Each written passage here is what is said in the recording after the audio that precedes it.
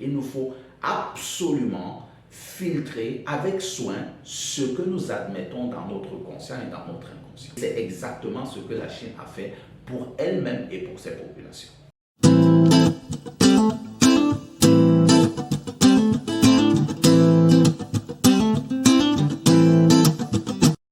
Bonjour et bienvenue à Petit Frère. Aujourd'hui, une nouvelle vidéo, mais on commence par un like. Faites un like, abonnez-vous à la chaîne et activez la cloche de notification pour ne rater aucune de nos prochaines vidéos. Le monde aujourd'hui est dominé par l'argent et la valeur économique des éléments qui nous entourent est devenue une chose intrinsèque par laquelle on mesure l'importance des choses. Il est donc de bonne guerre, il est donc très utile pour chacun d'entre nous de cultiver ce qui est très important dans la vie d'aujourd'hui, c'est-à-dire l'intelligence économique. Et malheureusement, l'école ou l'institution scolaire nous a privés de cette connaissance depuis sa création. Et de nos jours, l'intelligence économique n'est toujours pas enseignée dans les écoles. C'est l'une des raisons pour lesquelles je fais cette vidéo aujourd'hui. Et la vidéo d'aujourd'hui va traiter un livre impressionnant du docteur Paul Fokam. Évidemment, pour ne pas faire durer le suspense, il s'agit de l'intelligence économique du docteur Paul Fokam. Pour le titre complet, l'intelligence économique, une arme redoutable dans la bataille économique mondiale. Mais avant d'entrer dans le cœur du livre, intéressons-nous à la personne. Qui est Paul Fokam? Paul Fokam est un enseignant, un chercheur. Il est né le 27 juillet 1948 à Baham. C'est une ville du Cameroun. Son nom complet est Paul Kamoye Fokam. Il a eu un diplôme en gestion économique et puisqu'il est appelé docteur Paul Fokam, en fait, il a un doctorat en sciences de gestion économique qu'il a obtenu en 1989 à Bordeaux. En 1986, M. Paul Kamoye Fokam fonde la CCEI qui devient en 2002 Afriland First Bank. Et aujourd'hui, il est le président du conseil d'administration de cette institution, Afriland First Bank. En 2006, le docteur Paul Fokam fonde la PK Fokam Institute of Excellence. En 2006 toujours, il lance en tant que panafricaniste combattant, il fonde Vox Africa, qui est une télévision. Il a écrit quelques livres, donc L'entrepreneur africain, et si l'Afrique se réveillait, Misère galopante du Sud, Quelle Afrique à l'horizon 2050 et bien sûr l'inévitable l'intelligence économique. L'intelligence économique, comme je le disais, est un livre court, bref, et il n'a que 4 chapitres. Et pourquoi est-ce qu'il est si court? Parce qu'il est un condensé de merveilleuses nouvelles, un condensé concentré de bonnes informations qui peuvent nous servir inévitablement. Et pour que les choses soient bonnes, elles n'ont pas forcément besoin d'être grosses. Elles peuvent être très très simples. D'ailleurs, le caviar, on n'en mange pas en tonnes. On en mange juste quelques éléments et puis c'est extrêmement délicieux. Et c'est exactement un caviar que le livre L'intelligence économique du docteur Paul Fokam. Il est divisé, comme je l'ai dit, en 4 chapitres. Le premier chapitre traite de l'intelligence économique comme instrument de soft power. Alors, c'est quoi le soft power? Comme son nom l'indique, c'est un pouvoir doux. Alors, un pouvoir doux, un pouvoir soft. Mais c'est quoi ce pouvoir soft? De quoi est-ce qu'il parle quand il parle de pouvoir soft? Eh bien, il parle ici de l'infodomination via les médias audiovisuels, via Internet, via les ONG et les lobbies. Et il entre dans les détails dans ce premier chapitre pour voir à quel point ces différents éléments vont profond, vraiment profond, dans l'effet dans nos vies, dans nos cultures, dans notre vie quotidienne de tous les jours. Dans le chapitre 2, il parle de l'intelligence économique comme d'un outil pour propulser le progrès scientifique. Et là-dedans, il vous dévoile comment des pays souverains, des pays puissants, financent à gros budget la fuite de cerveau des autres pays vers le leur. Et ils y mettent un argent considérable. Vous découvrirez des sommes faramineuses dans ce livre. Ensuite, il parle aussi des universités, qui sont aussi un autre outil pour propulser le progrès. Il est évident que l'état déplorable de l'institution scolaire aujourd'hui n'envahit pas tout le monde. Il y a des personnes qui s'en sortent, qui sortent de cette école, heureusement pour le bien de l'humanité, des personnes comme le docteur Paul Foucault, mais d'autres aussi parce que les universités dans le monde entier sont utilisées pour le progrès scientifique. Et les universités, par exemple, ils nous dévoilent que dans le top des meilleures universités au monde, les États-Unis à eux seuls, avec 146 universités sur 500. La Chine, le deuxième, vient très loin après avec 44 universités sur 500 parmi les meilleures universités du monde. Et attention, ce n'est pas les États-Unis qui ont fait cette étude. Et l'Afrique, avec 54 pays, ne vient qu'avec 5 universités sur 500. Et des 5 universités, 4 sont d'Afrique du Sud et une seule université est de l'Égypte au Caire. Ce qui démontre vraiment le gouffre qu'il y a entre les États qui sont aujourd'hui très en avance et l'Afrique. Raison pour laquelle vous devez absolument cliquer sur le lien en description pour partir avec votre copie du livre L'intelligence économique. Ensuite, il parle des brevets et le financement massif que certains pays mettent dans la recherche. Et bien sûr, on connaît aujourd'hui qui caracole en haut des brevets dans le monde et suivi, bien sûr, de son second, toujours fidèle à lui, la Chine. Et l'Afrique est complètement absente de ce jeu.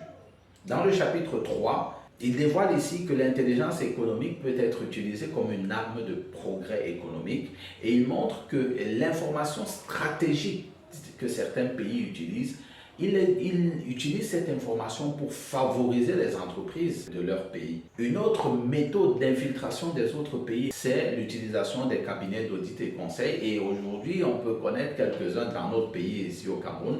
Celui qui est le plus connu, c'est Deloitte Touche. Il dévoile aussi la mise en place des lois supranationales qui permettent, par exemple, avec le dispositif Discovery, dont vous allez découvrir la puissance dans ce livre, l'intelligence économique. Dans ce chapitre, il ne se borne pas seulement à parler de l'intelligence économique comme d'une arme des autres, mais il montre aussi comment inverser la vapeur et il cite le cas de quelques pays tels que la Chine, le Japon, l'Israël et la Russie qui ont réussi, grâce à un travail consistant, à inverser la vapeur et à commencer à, comme ça, diminuer la distance qui les sépare du leader aujourd'hui, les États-Unis. Au chapitre 4, il parle de l'intelligence économique comme de la protection de l'information stratégique. Ce chapitre est d'ailleurs en plein dans le 21e siècle parce que ce chapitre parle de cybercriminalité, de cyberguerre, une cyberguerre qui n'est pas officiellement déclarée parce qu'elle n'utilise pas les mêmes armes que les armes de la guerre conventionnelle que nous connaissons. On comprend pourquoi le Darknet existe, pourquoi le Ghostnet existe et c'est un livre magnifique que vous allez dévorer, mais c'est un livre qu'il faut absolument lire 12 fois. Maintenant, passons à la phase des morceaux choisis. Les morceaux choisis qui vous permettront d'avoir le goût, qui vous donneront l'appétit pour que vous cliquiez sur le lien et partez avec votre copie du livre. Le premier morceau choisi, eh bien, je l'ai choisi à la page 17 et le paragraphe 1. Il dit ceci: celui qui veut conditionner l'imaginaire des masses et conditionner les visions du monde n'a qu'à moduler l'information, soit pour diffuser celle qui lui importera, soit pour collecter celle dont il a besoin pour avancer dans la réalisation de ses objectifs. L'information est un point stratégique.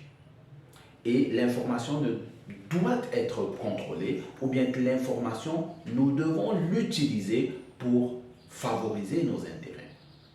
Et ce point est beaucoup négligé par non seulement nous individuellement, mais beaucoup de nations.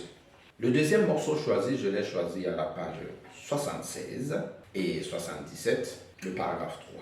Ici, il est vraiment indispensable de se protéger des attaques extérieures, mais de protéger l'intégrité physique de chaque individu que nous sommes. Il est indispensable de le faire et la Chine nous donne un exemple très important là-dessus. Il est dit ceci. Sur le plan culturel, la Chine met un point d'honneur à se prémunir des productions hollywoodiennes qui seraient une menace pour sa vision du monde. Ainsi, les films à gros budget hollywoodiens sortent en salle en deux versions. La version pour le marché américain et international et une autre spécifiquement dédiée au marché chinois. Cette décision de tourner deux versions par film a été prise par les cinéastes américains suite au constat de la grande rentabilité des films hollywoodiens sur le marché chinois. Les politiques culturelles chinoises sont exigeantes du point de vue des contenus. Une commission de censure passe chaque production au peigne fin afin de délivrer un certificat d'exploitation en salle. Plusieurs films américains ont subi les affres de la censure. À la fin, l'industrie américaine a rendu ses productions conformes aux exigences du marché chinois. Le protectionnisme culturel chinois est un atout qui garantit le socle du développement économique. Qu'est-ce que nous faisons individuellement pour nous protéger des influences néfastes ou des influences corruptrices qui peuvent venir du monde extérieur, qui peuvent être glanées via l'information que nous regardons soit à la télé, soit sur Internet? Beaucoup de gens négligent cet aspect de la chose, mais elle est extrêmement importante. Il nous faut absolument filtrer avec soin ce que nous admettons dans notre conscient et dans notre inconscient. Et c'est exactement ce que la Chine a fait pour elle-même et pour ses populations. Le troisième et dernier morceau choisi, je l'ai choisi à la toute fin, la dernière page de ce livre. Voici ce qu'il dit. Si l'Afrique ne comprend pas que le monde est en guerre et qu'il est temps d'agir en conséquence, elle continuera à subir des pertes énormes sur le plan économique, pertes qui menacent son existence en tant que continent. À l'attention des Africains, surtout des dirigeants africains, je déclenche la sonnette d'alarme. L'heure du réveil a sonné. Tous debout pour notre survie, celle de notre chère Afrique tout entière. Quelle magnifique transition vers la conclusion. Individuellement, que nous le sachions ou non, nous sommes en guerre contre un système qui nous a programmés pour que nous ne soyons que des consommateurs, pour que nous ne soyons que des suiveurs. Qu'est-ce que nous devons faire individuellement pour pouvoir inverser la vapeur? Il est important de lire le livre L'intelligence économique pour savoir exactement de quoi il est question quand on parle de la corruption qui peut nous être infligée par les médias. Il est indispensable que nous organisions notre protection individuelle parce qu'en tant qu'individu, le changement commence par nous pour grandir vers la nation. Mais il est impossible de faire un changement profond si nous n'avons pas un but fixe que nous sommes en train de suivre. Rappelons-nous les paroles de John Wanamaker. Un homme n'accomplit rien de grand tant qu'une grande cause ne l'inspire pas. Quelle est votre cause? Que votre perfectionnement individuel soit votre cause, la cause qui vous pousse à lutter pour protéger votre individualité. Que votre désir d'être différent soit la chose qui vous pousse à travailler pour améliorer la personne que vous êtes. Il est indispensable que vous soyez différent au milieu d'un monde qui prône le conformisme comme la voie à suivre. Protégez votre responsabilité individuelle, protégez votre liberté, soyez différent. Rendez-vous à la prochaine vidéo.